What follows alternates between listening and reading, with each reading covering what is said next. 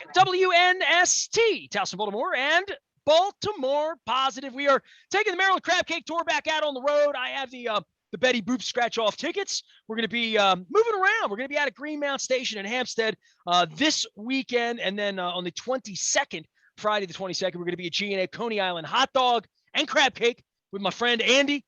He has moving on out, and out of Highlandtown, and has a beautiful little diner out on 7. So we're going to have a crab cake with him from Baltimore with love. And then on the 27th at Conrad's Crabs in Perry Hall, we're going to be having some crab cakes there and a good conversation up in Perry Hall, my old stomping grounds. This is guys, been my kemosabe in baseball from the minute we met, quite frankly. Thank you, Susan Monday, wherever she is, somewhere in the swamps of Jersey at this point, I think. We used to do opening day together. I have many pictures at the Camden Pub, and he and I and Bobby Nick and Stacy Keebler and Keith Mills and all sorts of I wound up at Quigley's on opening day here, which it's been 20 years since I've been on that side, even though I live downtown. Alan McCallum is my dear friend. He is running theater in his spare time, but and playing in a jazz band from time to time as well. But always a baseball fan. I always sort of reach to you for insights. We were together sort of serendipitously, as most things in my life are, over at El Guapo about 7-8 weeks ago on the Maryland Crab Cake Tour. I don't think you got a winning Betty Boop scratch-off ticket, but you did walk into the bar and baseball was locked out, and walked out of the bar and baseball was locked in. And now, I guess, as we get together, spring is sprung and they're playing baseball all of a sudden, right? That is absolutely accurate, that the lockout ended upon my arrival, and no scratch-offs from the Betty Boop afforded me any cash. There were winners, though. There were a lot of winners at the next week over at Heavy Seas. I had a lot of people. Yeah. And it was fun just the same.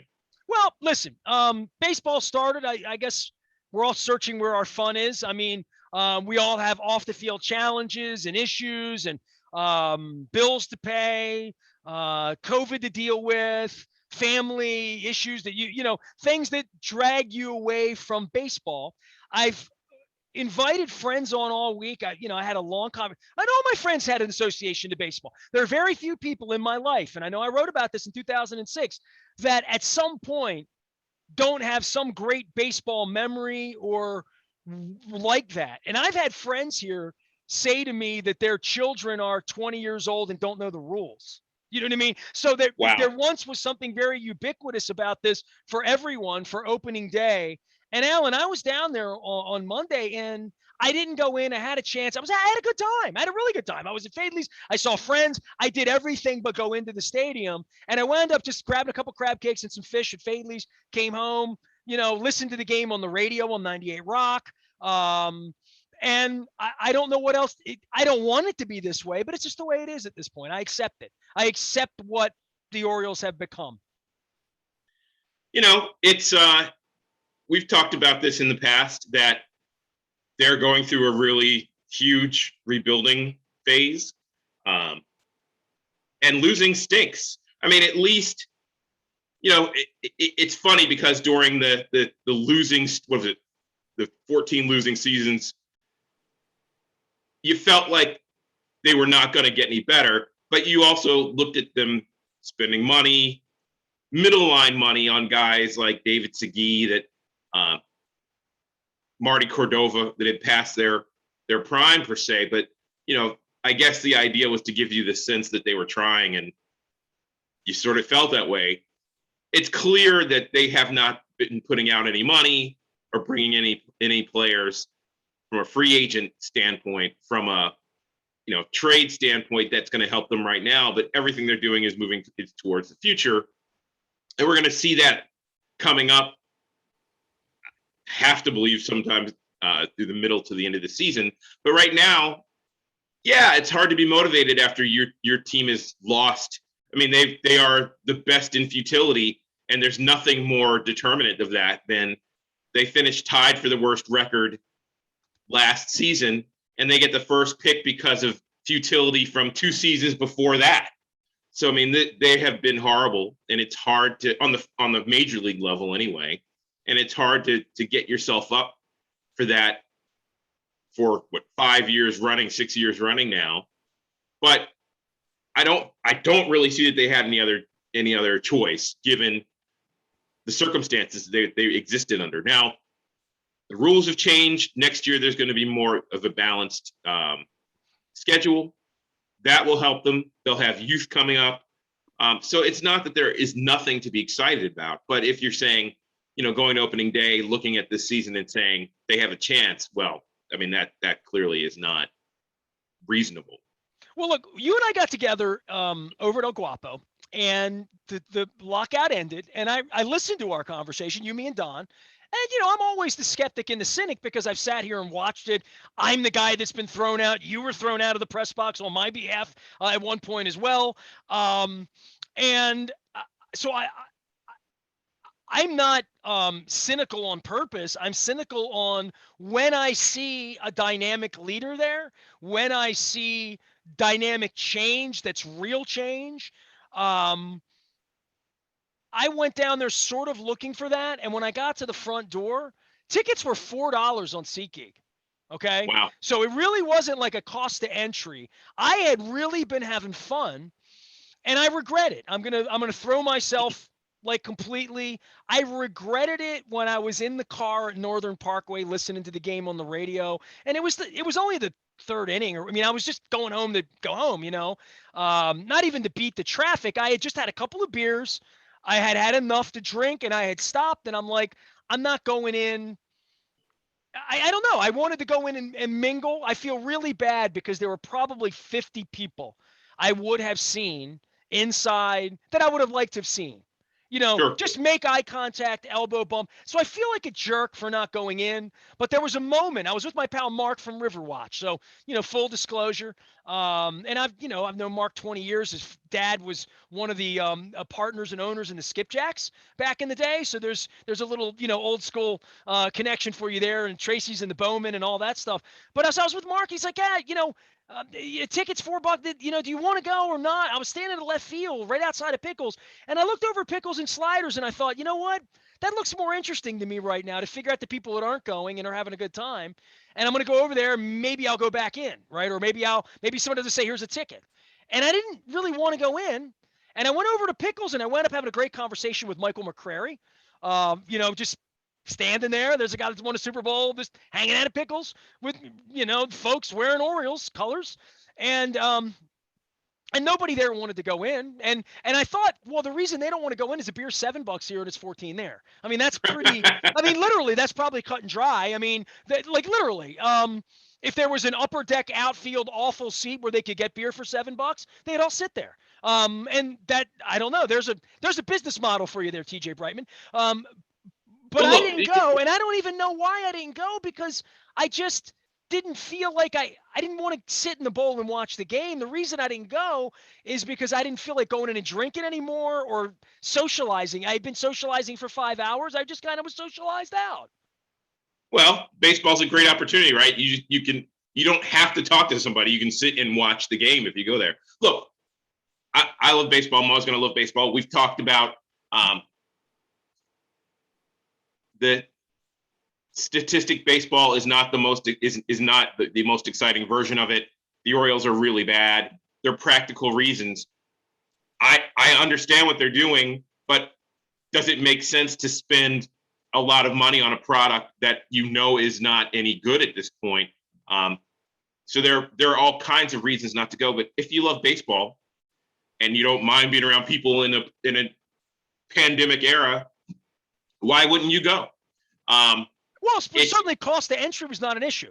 It was $12 right. most of the week to go to opening day, and nobody wanted to go. I don't know what that says. I don't know what it says about me that I was outside of the front gate. I don't want to give them money. And if I was really a freeloader, I didn't ask anybody for a ticket. Nobody offered me one, and I didn't. There were plenty of tickets. It just, I don't know. I didn't feel like going in, and that's a different vibe for me than usually. There are a number of years I've gone home and watched the game because it's been chilly out or whatever. But I usually go in just because I like to see people and I wanted to be around people. I wasn't vibing opening day at that particular moment. And I do have some social regrets about that, but not any baseball regrets, because I don't think they don't feel relevant, right? I mean, like sitting there and giving 3 hours of my day to it, enough to get into the soap opera that's not a very good soap opera, by the way, right? It's Sure. just not. That if this were a soap opera, I wouldn't watch it. And you and I went through this with Max Weiss. But by the way, that was a beautiful, thank you for coming on and being a part of that. I love that's got to be, we got to do that every year. It was too much fun doing the Oscars. But you mentioned the value of my time. I literally, it felt more like I wanted to go home and be with my wife and eat Faithley's crab cake. So I did. Look, the value of time, I believe that getting older, for all the things that people talk about what it means, getting older is about focusing your attention and your opportunities, because both are fleeting. So at this point in our lives, you do pay more attention to what you spend your time on, what's important. Baseball is a leisure activity. Neither one of us is the Orioles don't employ me. Baseball doesn't employ me. So ultimately, anything in terms of baseball is something that I do out of love for it, for fun, whatever the case is. If you don't think it's fun, then that's fine. For me, baseball will always be something that's really special. Now, look, they had a lockout. It impacted the people around them, whether it be the local businesses, hotels, what have you. The people in the game, it was billionaires and millionaires arguing over money, and then some other legitimately fundamental issues in the sport right now. But most of it was about money. Who are we kidding? So I understand a lot of people are offended about that kind of stuff, and sometimes it's hard to go back in those moments. It doesn't really bother me in that sense. Well, look, if you're paying for it and it's good, I went and paid went to New York to see Billy Joel last week. He was great. It was worth it. Sometimes the old line guys aren't worth it, or they're faking it or whatever, but he's sitting there stroking the keys, singing She's Got Away, just him and the piano. And like, it's either worth the money or it's not. It's either worth the time or it's the effort or it's not. And with me being at the ball, I was already at the ballpark. I just didn't feel it. Alan, I'm going to ask you this. Alan McCallum's our guest, because I have a couple of issues for you to get onto. Left field, where are you on that? Let's start with that and what they did out there. Look, if anybody's saying that you can't be a competitive Baltimore Orioles team with a 364 short porch, didn't watch the 1996 and 1997 Orioles. If you have good pitching, it can be done. That said, that short porch I'm sure has cost them some free agent pitchers over the last 30 years. Guys that looked out there and said, let me get this straight. I have to pitch with that behind me, and I'm facing the Yankees and the Red Sox, the Blue Jays from time to time as well. No thank. 19 times a season, half that time here in Camden Yards. No thank you. So I understand the thought process. I have no problem with it. It's not going to help a bad pitching staff. A bad pitching staff is going to give up, maybe a few less home runs, but those balls are going to get knocked around the yard, whether or not it's a short porch out there or not. I think it's going to cost them as many home runs on their own end that they wish they would have had for their hitters too. Will it help good pitching staff? Yeah, it probably will. But you and I both know that the humidity in the summer in Baltimore, when the ball's flying, the ball's flying. But I have no problem with it. It cost them 1,000 seats. That's revenue. I'm sure the cost analysis is that we're not going to be sold out all the time anyway, and aren't generally. So 48,000, 47,000. Look, they tie all of their revenue to winning, right? I mean, like, they really do. If we win, we'll make money. Y'all will come back if we win. That's been the battle cry of the Angelos family from the minute they bought the team. I don't know that it's a bad battle cry, especially when you don't win or ever. But that's been their battle cry has been when winning will help us make money. That is the business proposition for them. It should be. Now, that being said, they spent $30 million. Winning to them is taking the TV money and putting it in their pocket.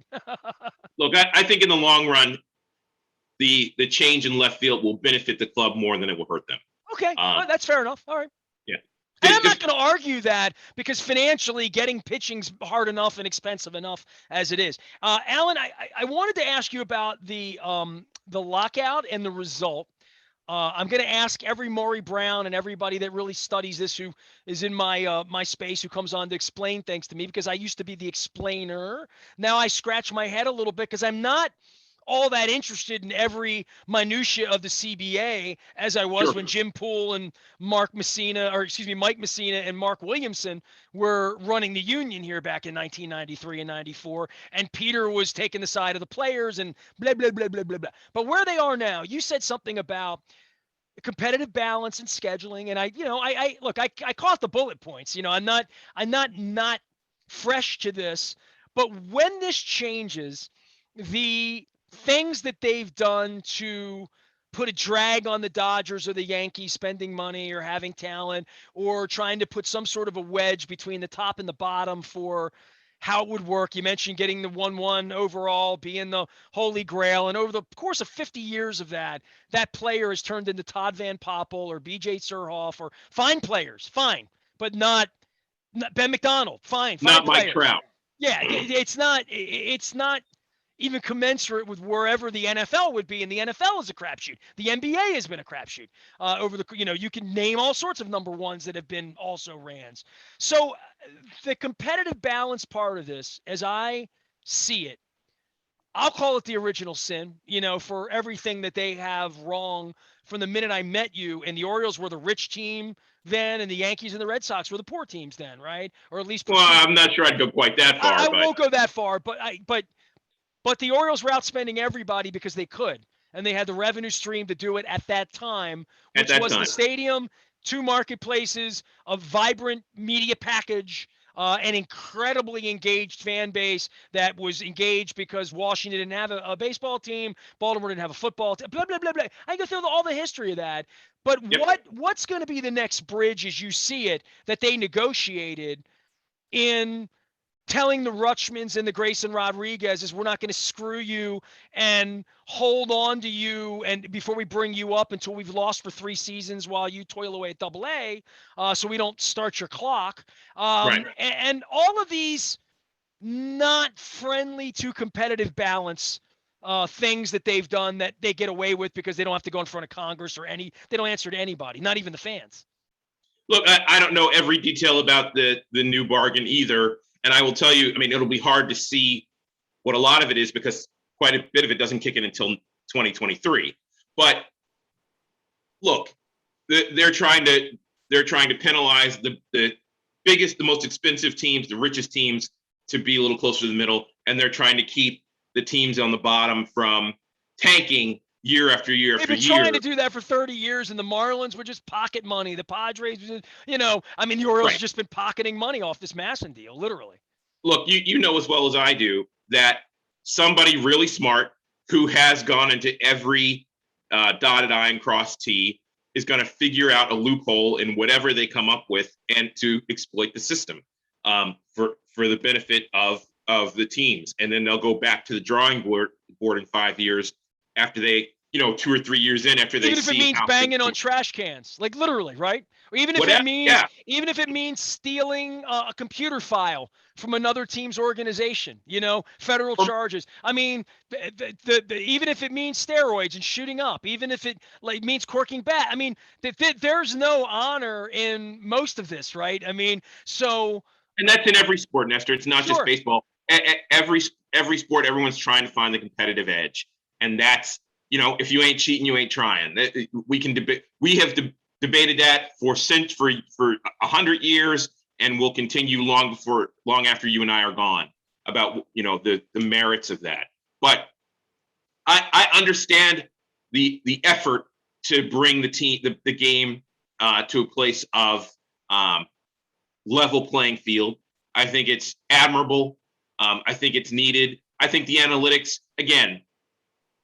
I respect the analytic version of baseball. I respect the thought, but I chomp at the bit about the people that say, analytics has unlocked the hidden side of the game, as opposed to that analytics has changed the game. I think there's some truth in both of those things, but I'm not sure that the change is all for the better. Some of it is, and they're doing a little fighting about that now. So just as much as the shift and altering the shift so that it can't be quite as extreme. Again, I think that essentially retards a generation of players that was going to come along, that was going to be a great generation because they were going to spray the ball over the place. They were going to have intelligent at bats. It wouldn't just be about the home run. I absolutely believe that was going to happen because of the shift and how the game was going to be altered because of that. I think it's absolutely great for a team like the Orioles that they're not going to be playing the Beast of the East 19 times a season anymore. They're going to be playing 14 times, and everybody's going to play each league will play each other all throughout. So in a wild card era where they have emphasized the teams that don't win the divisions more and more, it makes all the sense in the world to be playing all the potential opponents you have in both leagues. Good chance travel too. I mean, for sure. Yeah, absolutely. I mean, the reason they changed it to the unbalanced schedule was so that teams wouldn't have to travel as much as it is. But that was ultimately before wild card baseball became what it is today. So you have to play more teams to get a better, more realistic record at the end of the season for who are the best teams. So there are good things that came out of it. I don't know whether it's going to be better for rookies. I don't know if veteran players are going to get more shot. We saw a rash of that sort of mid-level, back of the roster guy retire right before the season started.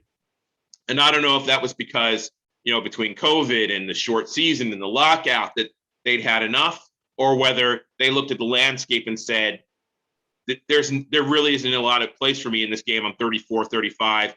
I've been here for 9 years, 10 years. Enough already. I think we'll tell in years to come. Years to come, we'll tell what that is. And how that benefits the Orioles. I mean, just in a general sense, how can this be set up to help teams that don't spend money, that aren't well run? I just keep thinking to myself, they suck and they lose because they suck and they lose. Like, this isn't about anybody ganging up on the little Orioles. This is about real mismanagement here.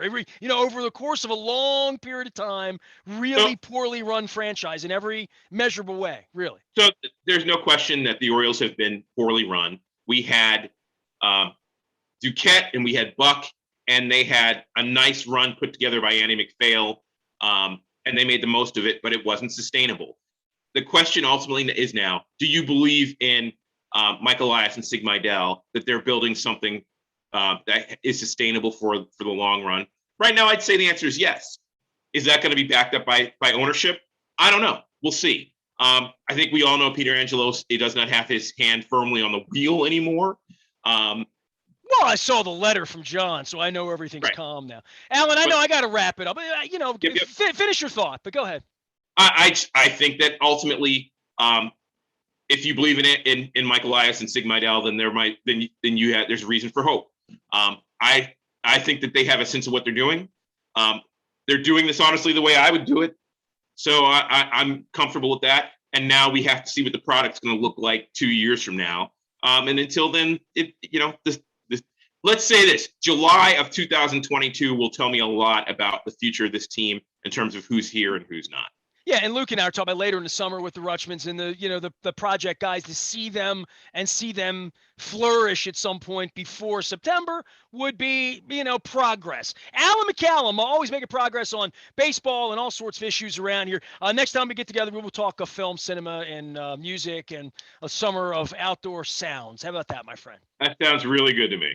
Alan McCallum, my pal, is always here talking some baseball. We're going to do some baseball this week. We got the NFL draft in a couple of weeks. Obviously, the schedule's not coming out till May. We're going to be around having crab cakes, all courtesy of our friends at the Maryland Lottery and our friends at Goodwill Industries. I'm Nestor. We are WNST, AM 1570, Towson, Baltimore. We never stop talking. Baltimore, positive.